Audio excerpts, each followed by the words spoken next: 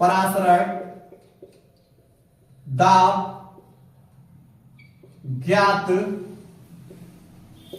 करने की विधियां। नंबर 1, पहली विधि बेटा क्या है? पहली विधि है हमारी फेफर विधि द्वारा, यानी परासरण दाब को बेटा किसके द्वारा ज्ञात करेंगे? फेफर विधि द्वारा। नंबर दूसरा बेटा दे ब्रीस विधि द्वारा, ठीक है। नंबर तीसरा बेटा ध्यान रखना, मोर्स तथा फ्रेजर विधि है। तीसरी विधि बेटा हमारी कौन सी हो गई?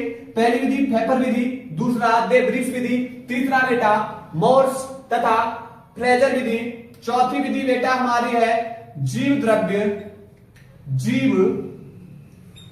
द्रव्य तथा कुंचन विधि। क्लियर? 4। पांचवी विधि बेटा कौन सी है?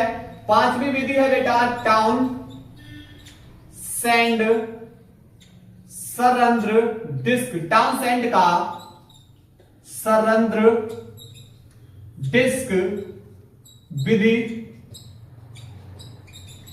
और 6वीं विधि बेटा ध्यान रखना, वो है बर्कले तथा हार्टल विधि। तो इन विधियों द्वारा बेटा हम किसको ज्ञात कर सकते हैं?